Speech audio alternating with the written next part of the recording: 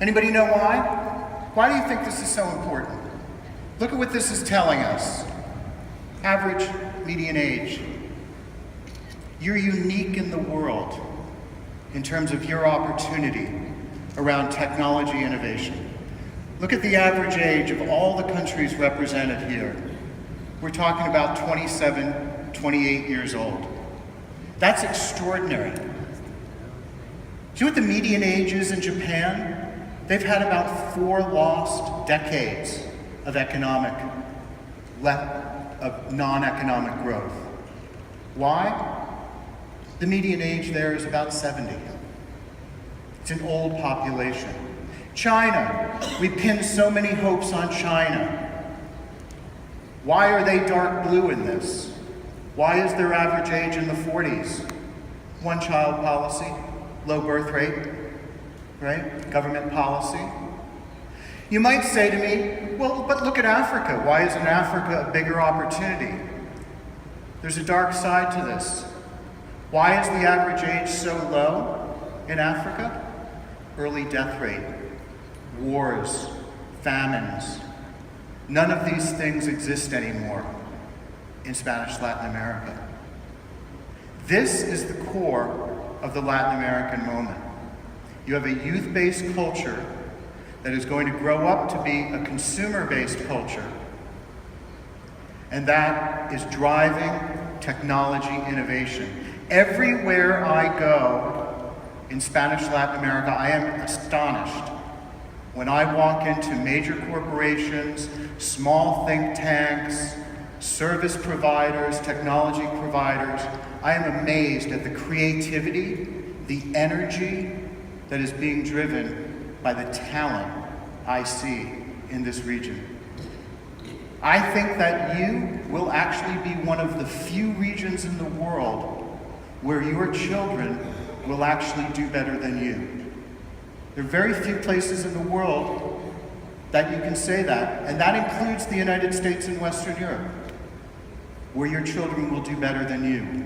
Everyone wants our children to do better than us. This is the heart and soul of the Latin American moment. We're going to follow this trend, we're going to follow this theme throughout the whole conference.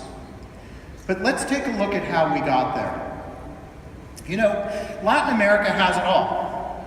The Americas in general have it all. Oil, gold, silver, timber, fish, grain, cattle. Argentina, right? Same natural resources as the United States, the lower United States. Same resources as Canada.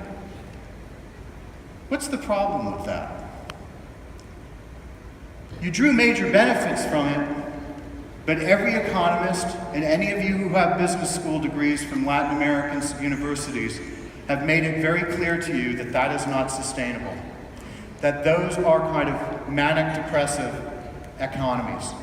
Resource-based economies swing high and low, right? It's not sustainable to build a secure future. If you use the resources correctly, this is the paradox. If you use them to a means to an end, then that's a good thing. And what we're saying is that, in fact, Latin America has used these to a means to an end. And in the past 40 years, there has been a dramatic shift in what has occurred in Latin America. You have built very strong pillars. You have built strong pillars around security, physical safety, violence, livelihood, political and state security, right?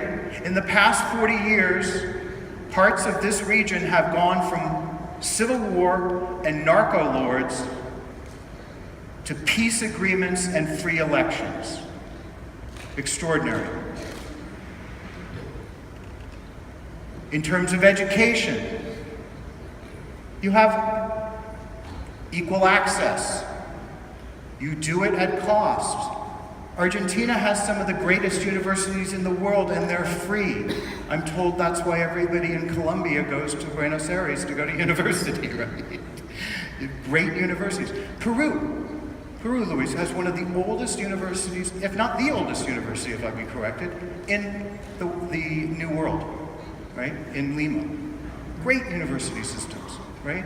So if you think about the access to literacy, technology, business schools, some of the best business schools, right in Mexico City and in Monterrey, and advanced degrees.